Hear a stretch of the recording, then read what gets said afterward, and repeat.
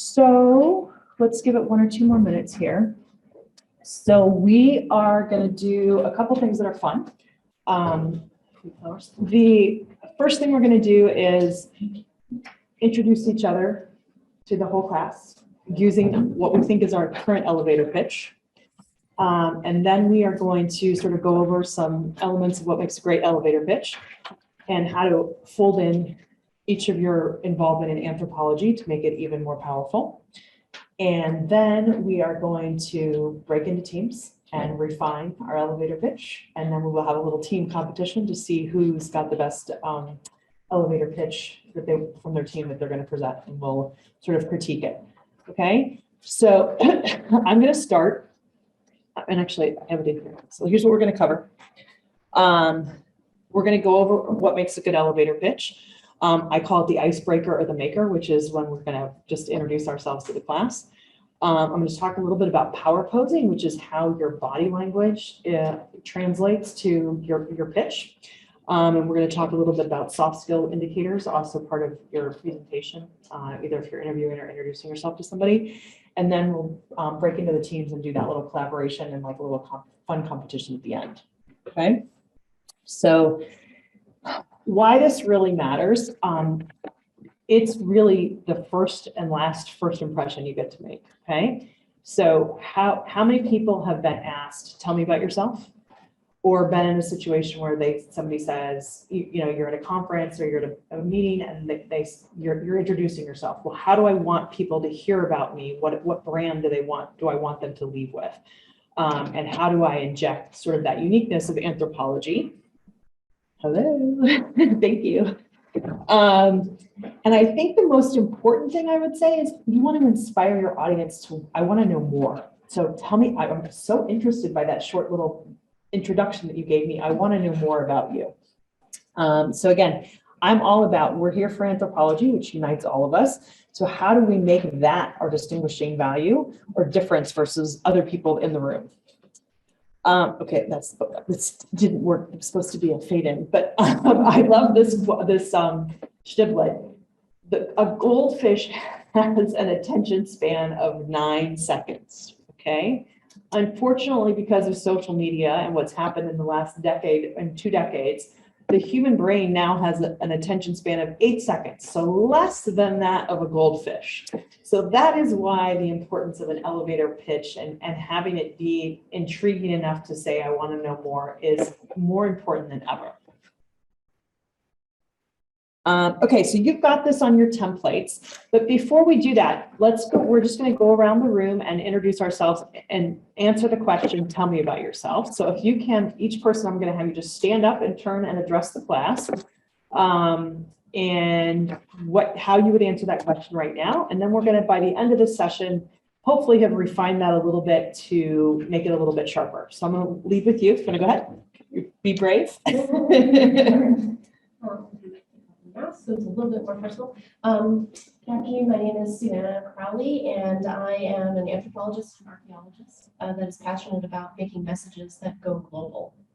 I work with universities and research institutions and individuals to help scale messages through the media on a grand level, and I'm looking to work with other individuals who want to learn more about using anthropological insights to make messages go global. Very good. Thank you.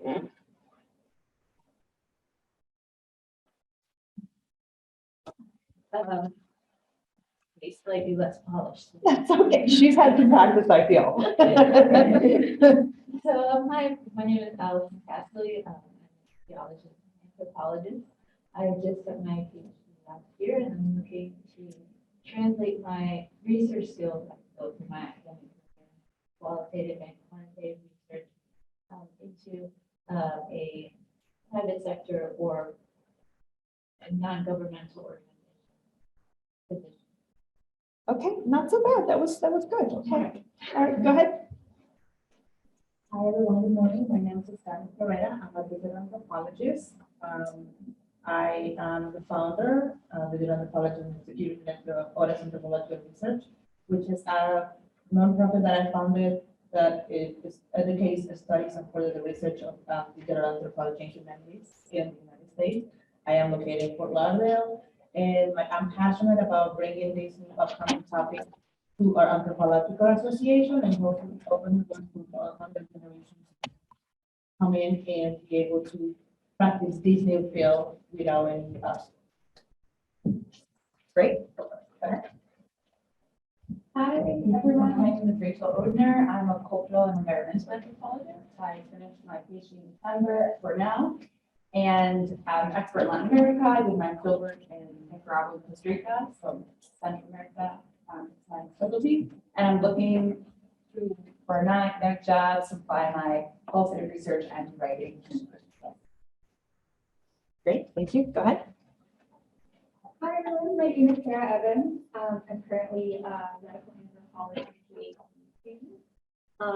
I'm proposing to do my research on the self and embodiment of brothel-based workers in Cambodia using arts-based methodologies like photo voice and body mapping to eventually start a consulting group to create high-quality qualitative research that can be used by local communities. Great, thank you. Welcome. Go ahead. Hello, my name is Ashley Santiago. I'm an undergraduate student at Washington University. I have an interest in anthropology, specifically archaeology, especially in Asia. And I'm looking forward to learning from you all today.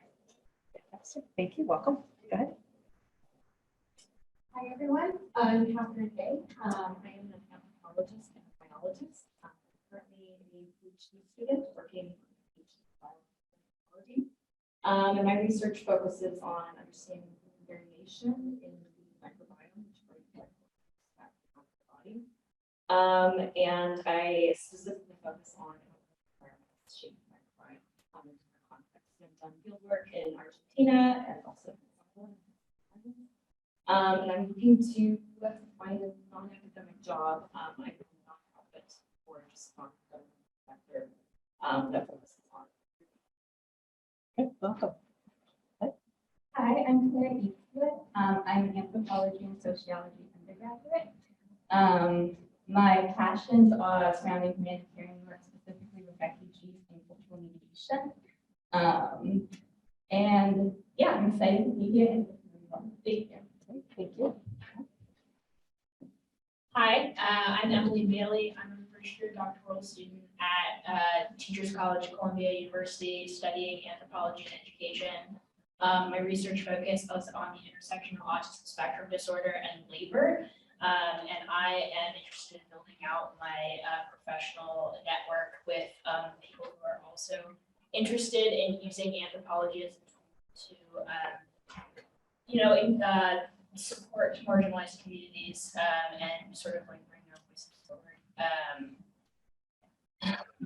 Welcome. Hi, my name is Elena Sosa. I am also I'm a second-year doctoral student at Teachers College in anthropology and education. I'm particularly interested in collective political action and informal political action.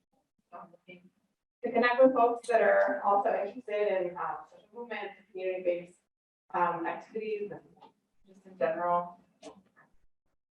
Okay, great. Welcome. Hi, everyone. My name is Andrew Mitchell. I'm a second-year PhD student. I'm 30 PhD student at Ohio State University. My research is on the connection and complements between immigration and food. So I'm working on what I'm going to call the Latinx immigrant foodscape in Columbus and with Oaxacan folks from central Mexico.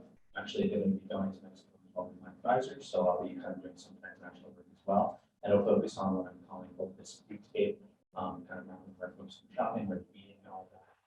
And also about representations and reflections on about culinary violence, how folks think about the food that people eat, and then the false assumptions that happen. So, how do you?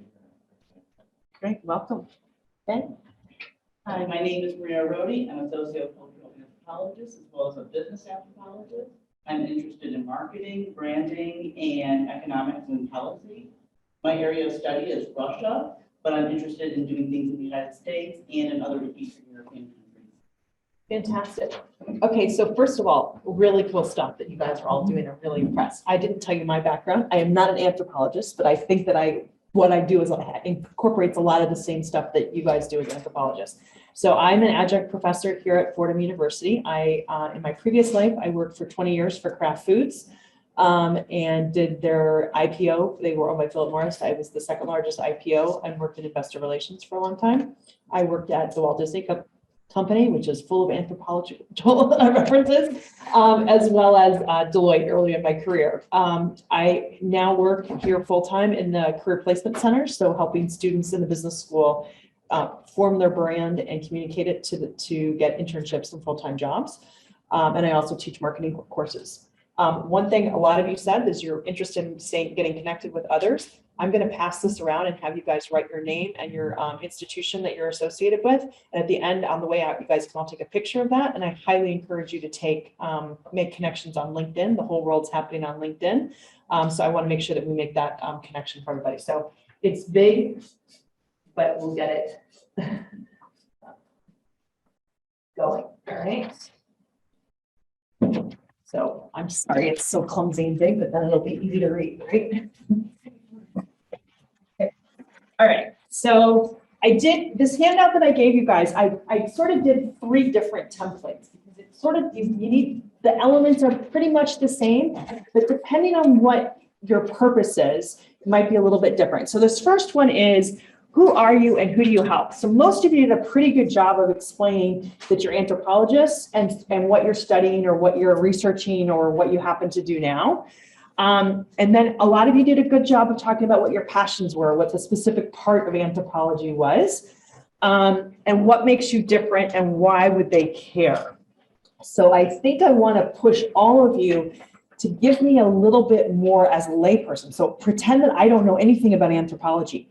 It helped me feel motivated and interested. Well, what does that mean to be applying anthropology to a food crisis in Columbus, Ohio? Or what does it mean to, be looking at, different cultures? So what makes it intrigue me, get me to want to know more? Because I'm not going to lie to you. Most people who aren't anthropologists don't really know what you guys do, right?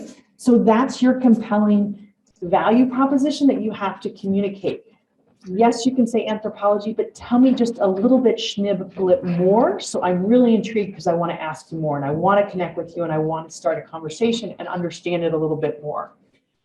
Many of you also did a pretty good job of talking about what you wanted to do with your research. Like what problem or riddle were you trying to uncover?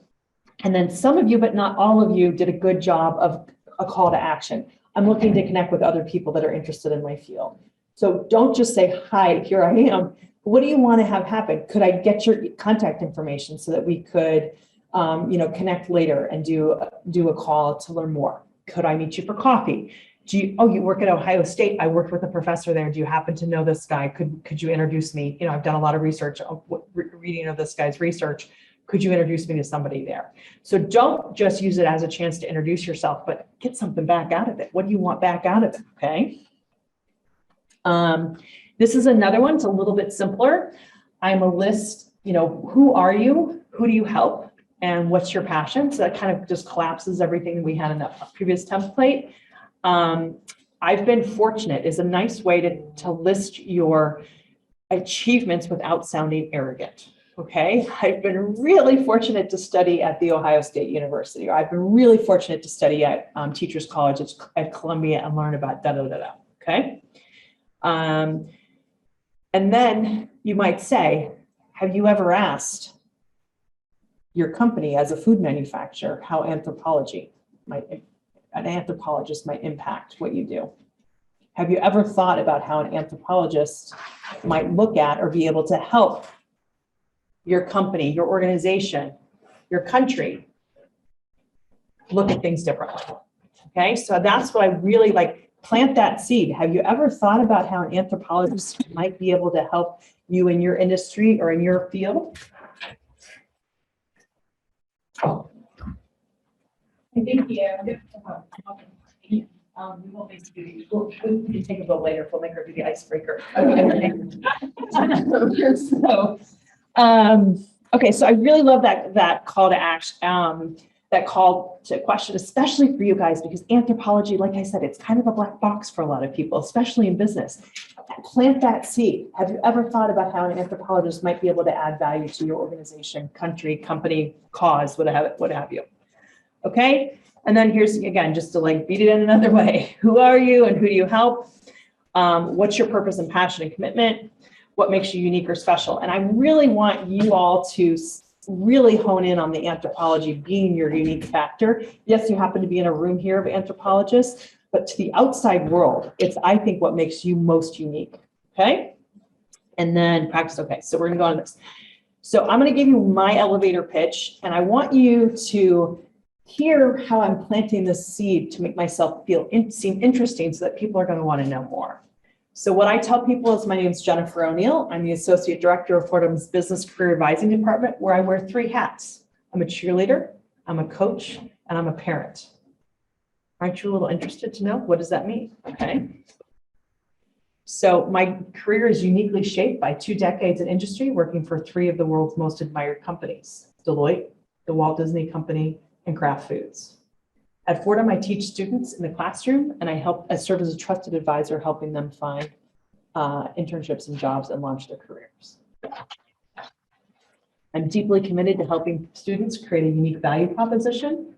I'm skilled at networking with stakeholders and creating valuable relationships with some of the world's most prestigious companies. And I would love to speak further with you about how I can add value to your career search or human resource strategy. Okay. So that kind of hits all of those elements.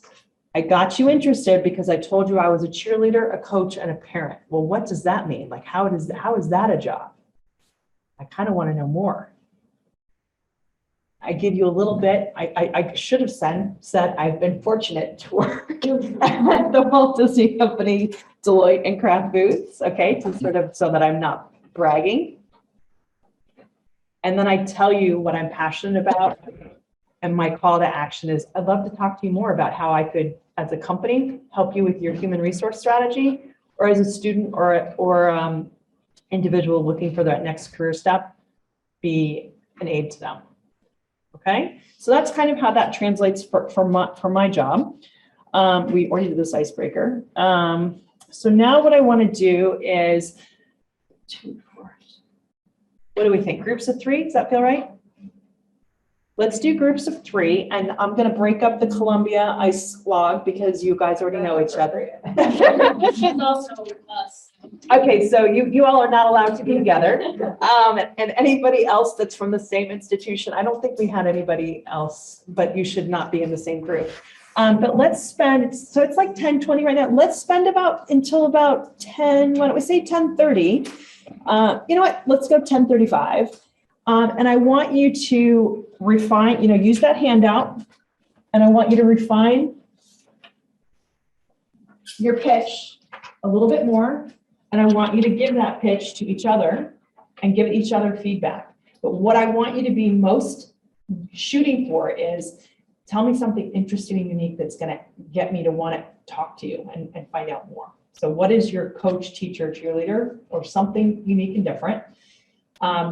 Be mindful that this is, you all know what anthropology is, but most of the world is not. So how do you make that interesting and unique and call to action to get people to want to know more about you? Okay, so go ahead and do this. This should be a fun way to get to know each other and give feedback. And then what we're going to do is you all will nominate whoever you think has the best pitch within your group.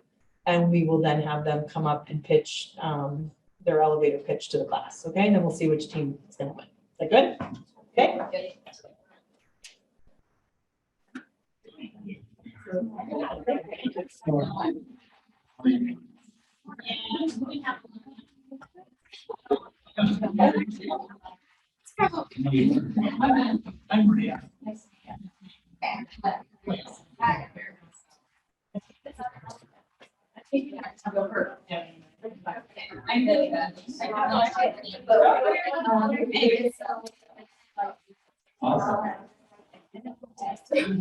Yeah.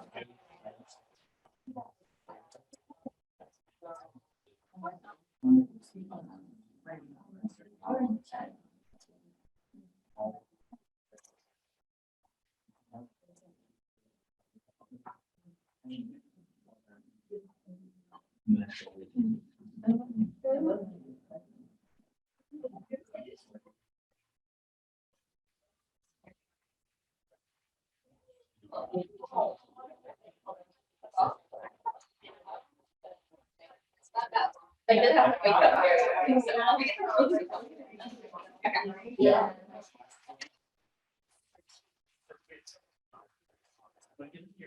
Oh my God, I just like walked in. I mean, I can go off.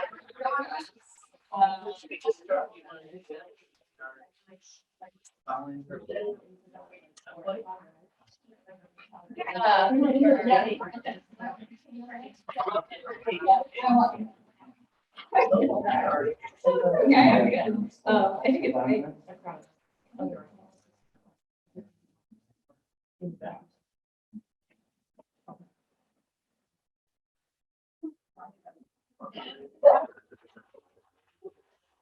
I think,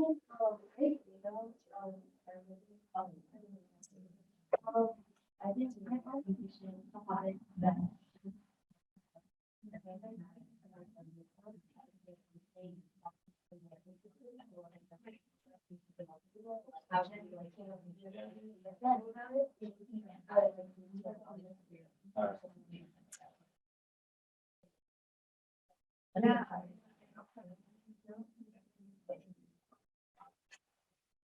Yeah.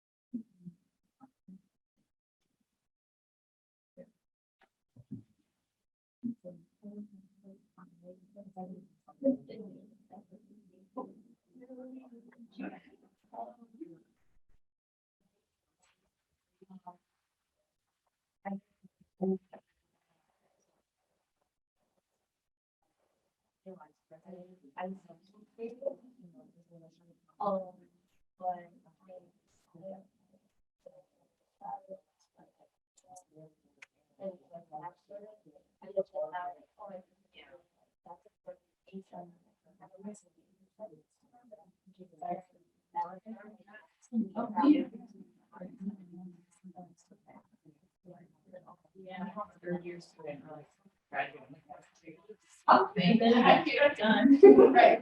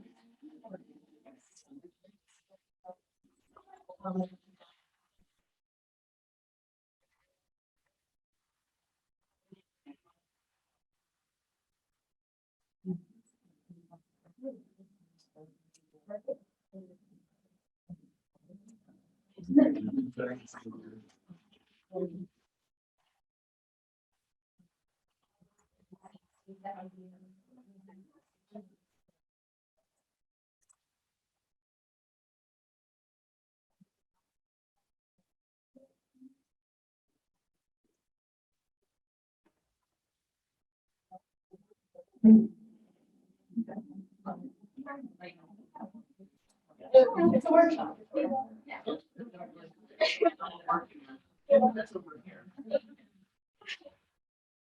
I can literally just stand up.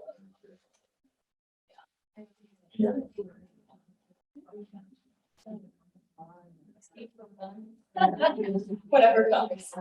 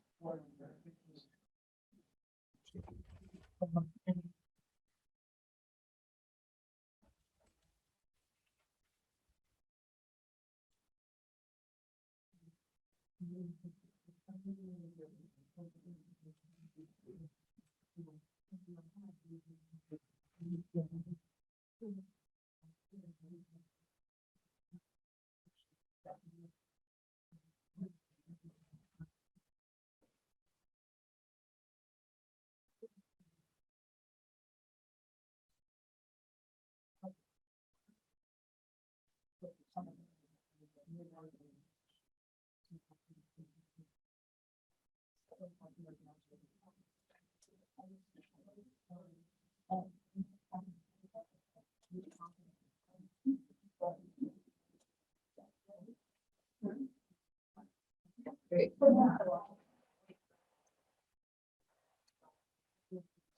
Yeah.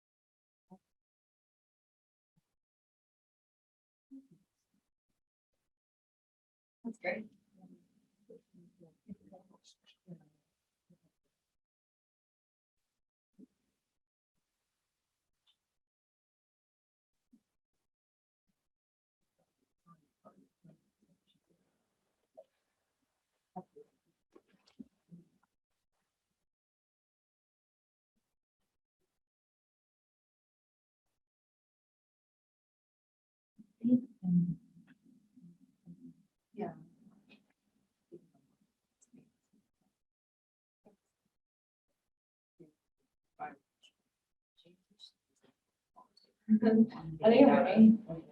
And really very qualitative and then also extremely quantitative. So, yeah. I might say that I'm. Sure, probably. Well, I had- Yeah. Yeah.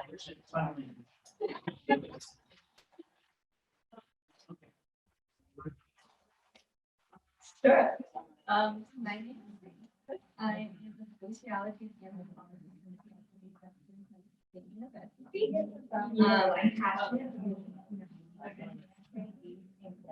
So about 5 minutes left now, so you guys should be practicing your pitches to each other and being able to sacrifice one of you to do it in front of the class. Is the best practice, okay? And I was really I think this is very important.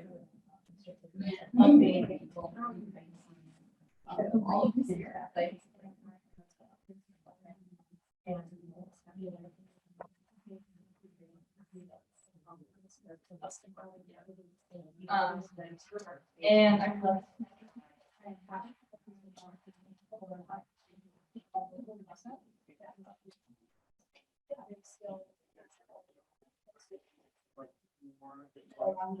I'm not sure yet, because I really want to. I want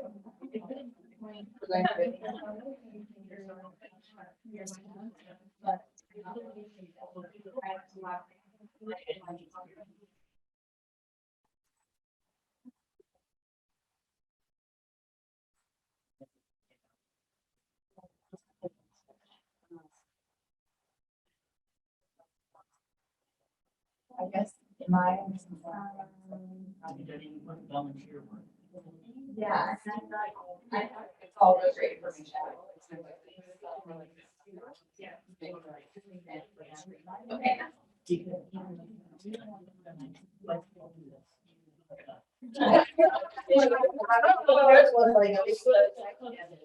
Yeah.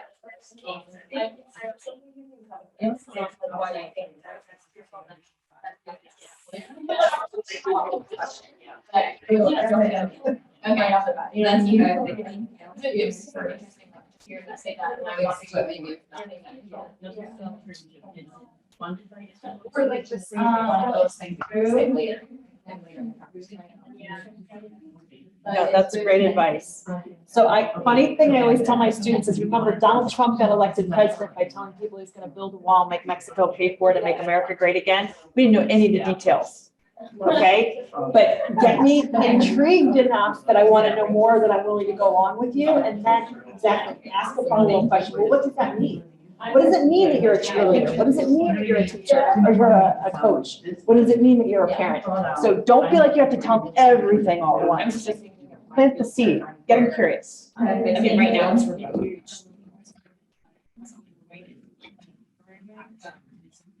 But I think we can research.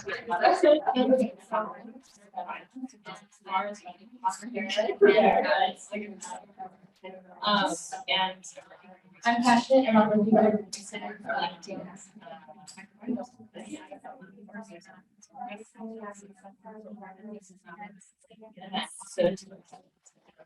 I'm fortunate to practice and make sure I'm in conversation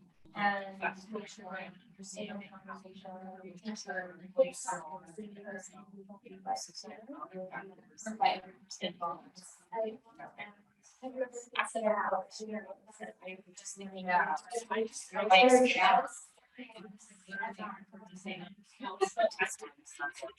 like buying myself, like and packaging diapers. Well, yeah, I get going to. I then noticed like packaging.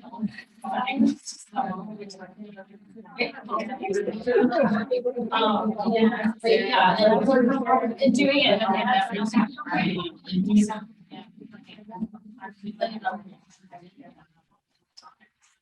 yeah, and then eventually, I don't really know. Later this year, I'll get to go. Yeah. So, hi. Yeah. I'm a teacher and advocate.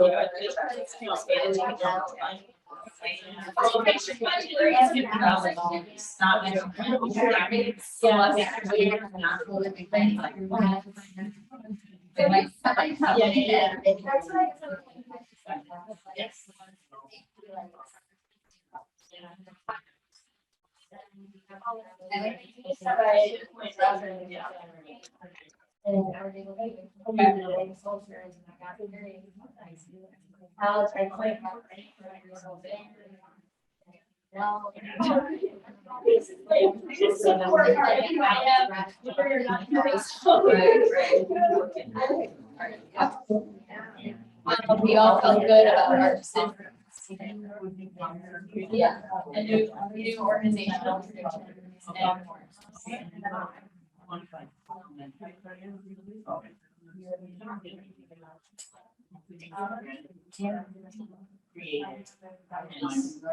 yeah. I feel like that is like pretty well.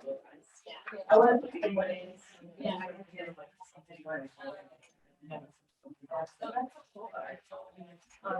Okay.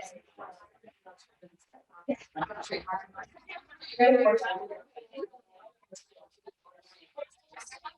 Not necessarily.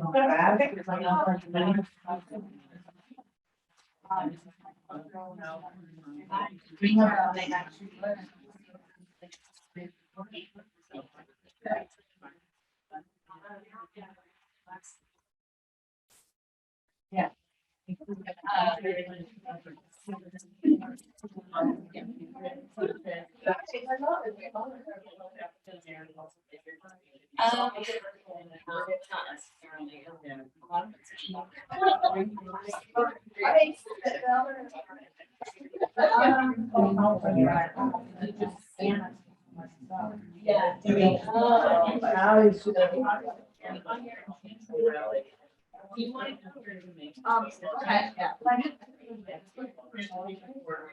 yeah.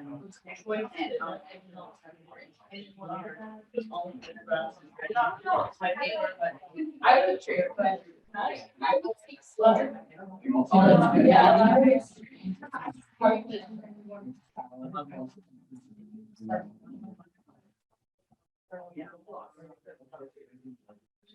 Yeah.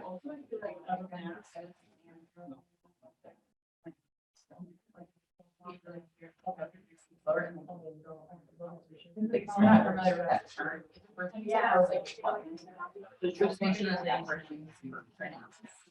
Yeah. I mean,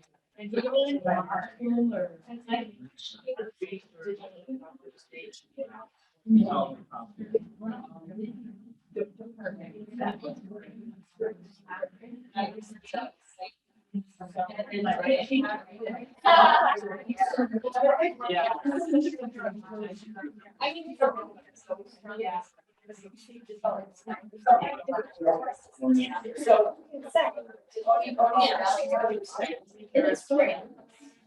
I think the last one. Okay, my name is Scott, and I was like, it's educator and an experienced educator. So that I'm passionate about creating those are. I would mention it with the oil. Yeah, no, but I see.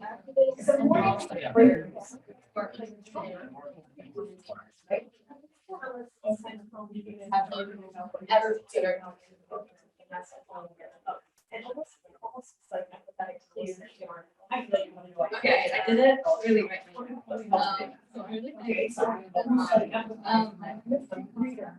Yes.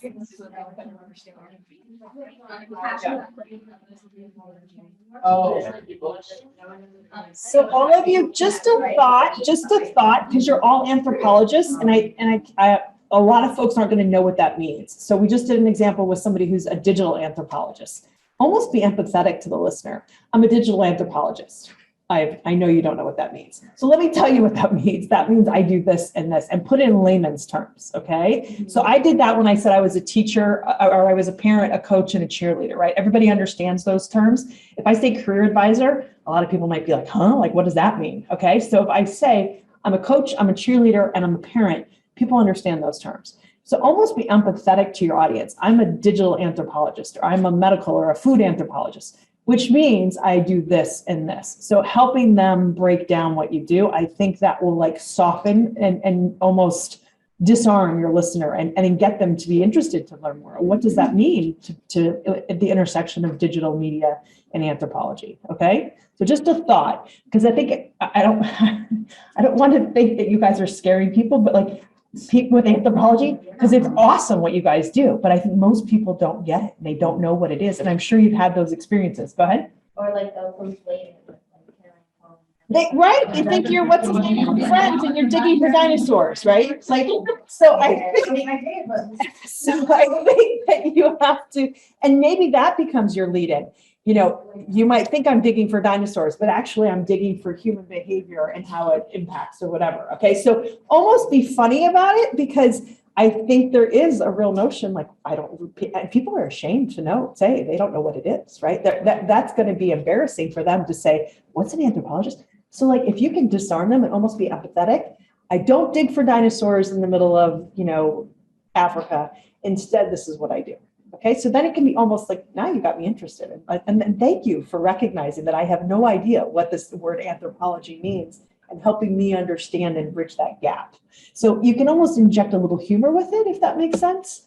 Because I think it's so, immediately what I hear when I hear anthropology, I step back and I go, okay, my brain's going, what do they do? And exactly, you're digging for dinosaurs, because that's the first thing that my brain goes to, because I don't understand it enough.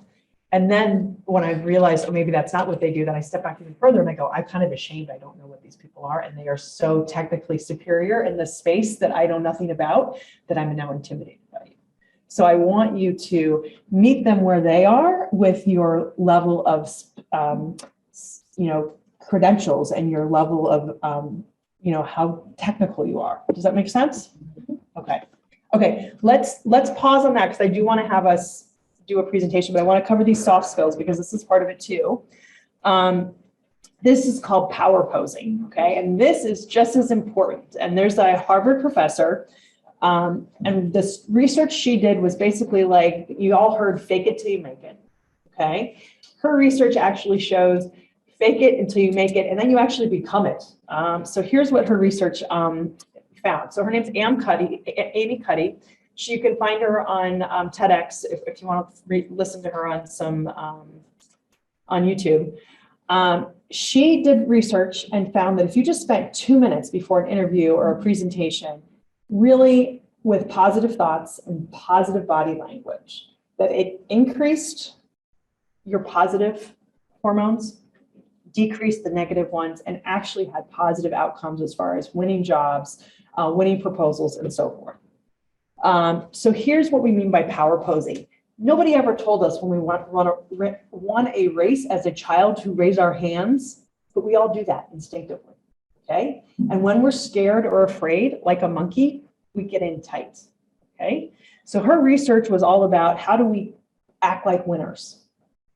When you pretend to be powerful, you behave powerfully. Nonverbals impact how we feel, and how we feel impacts our outcomes.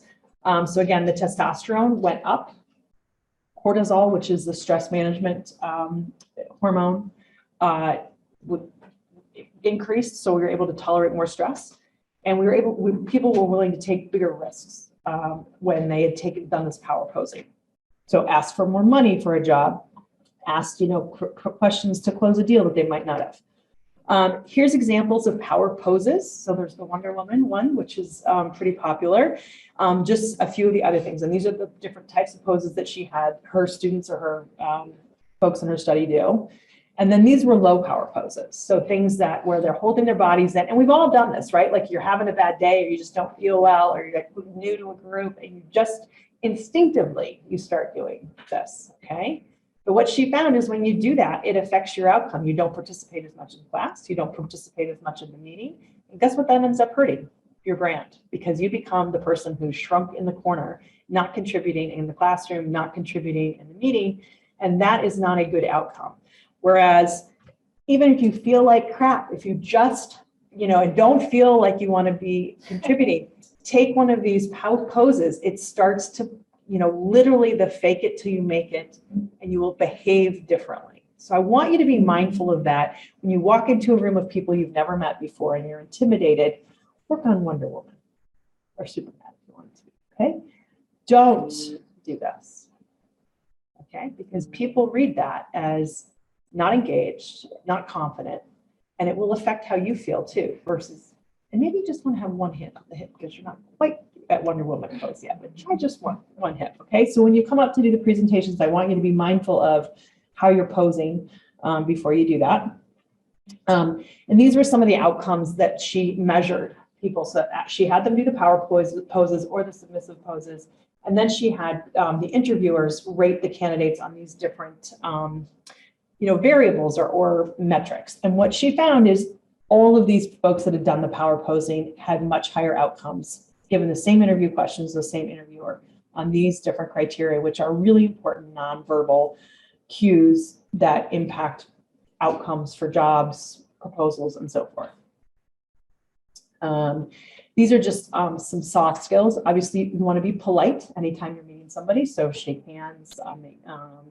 We want to make sure we're making eye contact. Whoops.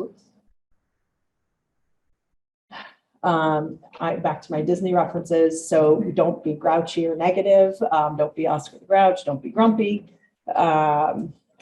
Make sure that your personal appearance also reflects the brand that you're trying to show the world. And don't tell things that are not true. Do not exaggerate. Assume that whatever you say or reflect on your resume or that you say during introductory can be fact checked. So you want to be truthful. Okay.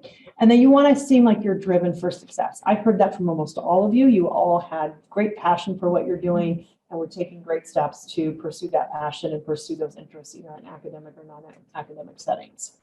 Okay, so let's do have our little competition now. I get some feedback. So what I really want the class to be thinking about is, does this person grab my interest with their elevator pitch? Do they give me something that's unique and hopefully anthropologically related, if that's a word, maybe I just made it up. And is there a call to action? Are they not just telling me their name and what they do, but are they actually moving me to do something? So I'm going to go sit and be in the audience, and I will let each group pick who they want to have to run. And then we'll take a vote at the end to see who the champion is. All right.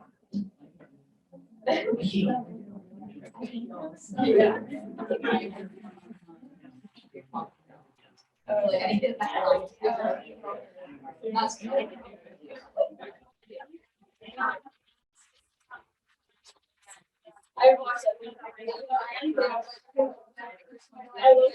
I love this circle. I've never seen this. It's hilarious.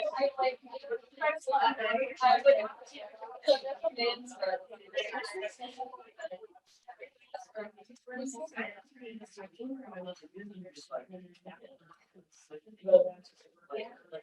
right?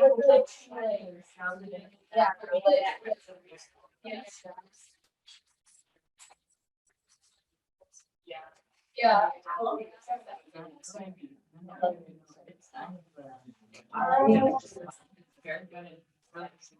Unless you want All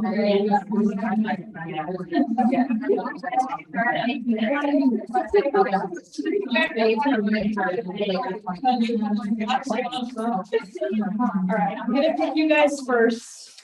Somebody from your group to go first. Okay, go ahead, come on up.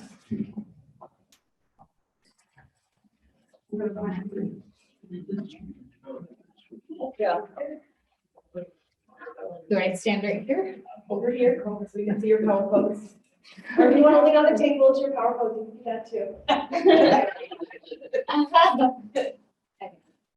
Hey, everybody. My name is Catherine Day, and I am a biological anthropologist. And you're probably thinking, what the heck is a biological anthropologist? So I'm interested in understanding human biological variation, so how do human biologies and their interactions with culture vary around the world. And I specifically focus on infant development and child health. And I've done my research in Argentina and also in violence, specifically Samoa. And I've conducted a huge international research project comparing urban and rural mothers and infants in Samoa. And looking at how different foods fed during the first year of life to infants and antibiotics shape infant growth, but also the infant gut microbiome. This amazing collection of organisms, microorganisms that live in the infant gastrointestinal. And so I'm really passionate about helping all humans have a healthy life, starting from the first year on this earth. And I'm interested in working with the nonprofit sector or non-governmental sector in ways that can help. Thank you.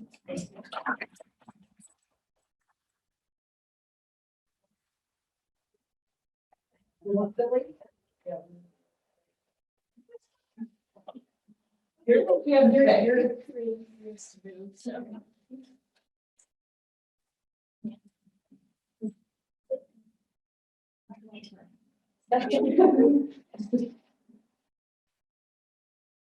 She did a great job with the power pose. Did you see how she, first when she got up there, her legs were together, but then she started to open up with her hand, and then she even widened her stance with her legs. So good job. Go ahead. Okay. Hi, my name is Sarah Evans, and I'm a medical anthropology PhD student, specializing in the everyday lived experiences of brothel-based workers. I'm passionate about making a sustainable, positive impact on a local level. I'm skilled in arts-based methodologies that allow me to translate local knowledge to high-quality data that can impact policy.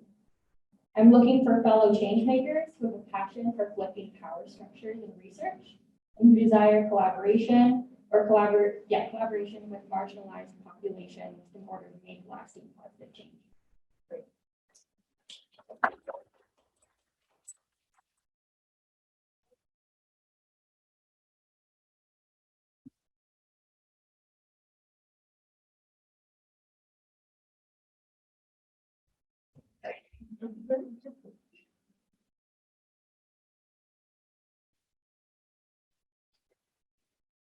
Hi, everyone. I'm Andrew Mitchell. I'm a third-year PhD student at Ohio State University. I'm a food anthropologist, so through interviews and what we call participant observation, like deep hanging out with people, I do my research with Latinx folks in Columbus, so mainly folks that are coming from central Mexico, a province called Oaxaca, and I plan to do two parts. There's two parts of the research. So one is developing what I'm going to call foodscape, where people are shopping, where they're eating, and how they're connecting to food, both from what they're familiar with from their family or from where they've lived before, if they're migrated themselves. And then also I'm planning on developing this concept that I'm referring to as culinary violence.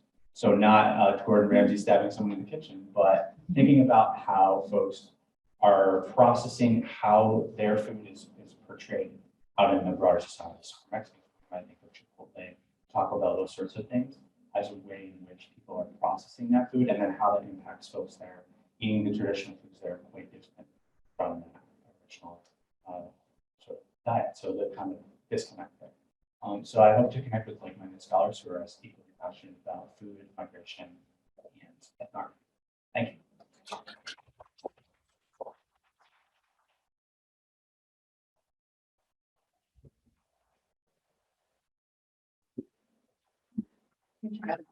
Power poses. A little nervous.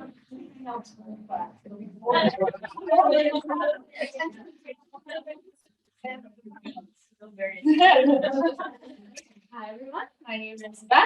I am a growing educator and a master's student in the intersection of cultural anthropology and education. I am very passionate about lifting up the voices of those who we don't normally take seriously, especially children, who I believe have the best ideas. I have been fortunate to help facilitate successful consensus building among groups of student activists, researchers, and policymakers who are interested in building new organizational norms and traditions in group through consensus. And I'm wondering if you've ever considered how an anthropologist can assist your organization or business in changing your organizational culture. Great. First of all, gratitude for everybody who came up here and was willing to put themselves out there. Appreciate that for the group. So let's take a quick vote. Speaker one, where are you? Raise your hand. Okay, so let's do hash marks. Who wants to vote for her? You want to do it secretly? Yeah. Okay, so let's make sure we know who each speaker was clearly. So speaker one, stand up so we know who she is. Okay, speaker two. Yeah, so speaker three. And then the last speaker. Okay, so close your eyes and I'll count the heads. Okay, so close your eyes. Raise your hand if you want to vote for speaker one. Okay. I know how you guys are going to do this. Okay, speaker two. Okay, speaker three. Oh. Speaker three. Okay, speaker four. Okay. Okay. All right. So we have the results. Okay. All right. So speaker four, stand up. Take her back. Talk about what was great about her pitch. She hit a couple of really great things. What are they? Energy. Great energy. Clear language, like you hear all the words. I wasn't going. Is she digging in for the dinosaur bones? Okay, she broke it down, made it simple for us. She used the word fortunate, which is from her past experience. I didn't think she would be arrogant. Go ahead. For sure, it was compact and concise. Yeah. And then there was what else was good about it? Go ahead. Kim connected it that she has real expertise in it, right? Talking about where she worked and how it was sort of funded by this, and then there was an outcome from it. Yeah, and she said, talked about it being fortunate. So I didn't feel like she was bragging. I was like, I kind of want to know more. And she did something else really wonderful. Go ahead. And being in a question. Absolutely. She put it on me like, well, yeah, I want to know more about this. You just made this seem so interesting. I want to know more. Okay. So I think, and she had great power posing too, I think. So I think she did a nice job. Almost all of you, with the exception of you, I think did the best job of it. You got to dumb it down more. Like the anthropology jargon is just still, let me ask more, but just plant a seed to get me interested about what you do. Say, I studied food violence. Let them sit with that. What does that mean? Are we talking about food fights in the cafeteria or murders in Gordon Ramsay's kitchen? You don't have, let them follow up and say, what does that mean? You don't have to give them the full explanation in that first time you meet them. That's kind of interesting. I'm kind of intrigued. What do you mean food violence? Okay. That I think would be enough without the full explanation of everything else. I felt like you did a great job and you're so into what you're studying and you wanted to make it easy for us to understand, but you started to go down a very technical path. And it was, and then our brain, I was like, okay, now he's building, I'm going back to Donald Trump, he's building a wall with nuts and bolts and wood and I just got lost because the list was too long. So the food violence thing is really interesting and it's different, right? So don't feel like you have to explain the whole thing, just put it out there for me to ask. Any other, let's talk about speaker one. Any other feedback for speaker one? Good or bad? Go ahead. I think I like the way that she wrapped her specific research into the global question about maternal and child health. Yes. That was a really big connection point for others that might be listening. Yeah, and I thought she didn't even need to tell me. I was just really interested in the maternal health thing. I think she kind of dug down 3 different levels for me. First, you told me you were an anthropologist, and then you told me kind of what that means, and then you gave me the specifics about the study that you're doing. I would say, just tell them that you're this anthropologist and I'm studying this maternal thing right away. So make that quick leap for me. Here's this crazy title I have that you people don't know what it means, but here's what it actually means. I'm doing it on a daily basis. Okay. Don't try to, because you guys are all very scholastic and academically well-versed. You start to try to bridge the academic words, which to most people they're not going to know. So explain it to me. Oh, I'm studying maternal stuff. People will understand that. Okay, they can touch and feel that. Okay. All right, speaker 2, we've already talked about. Any other comments for speaker 2? And speaker 3. Talk about it. I thought he was almost you almost came off like apologizing for explaining what you were doing. Just put it out there. I said food violence. So that's gonna keep people talking. You're gonna go home, but the guy in the cocktail party who studies food violence, like who does that? Who does that? Yeah. Okay. Yeah, I almost think like the details do, like, can be kind of. Second question. Yeah, second question, you have to kept to yourself and then, yeah. Because it's super interesting, just Yeah. the headline of it, and people want to know more about it. Yeah.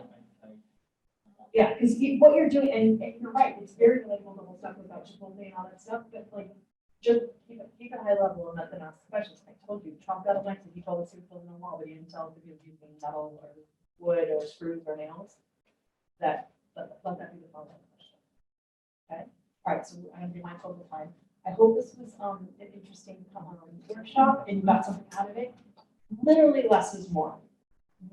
Looking for the sizzle though. Look for the sizzle and you can follow it up with the steak. Because if you can't get the sizzle and get people interested in wanting to talk to you more, you don't get to tell them the steak.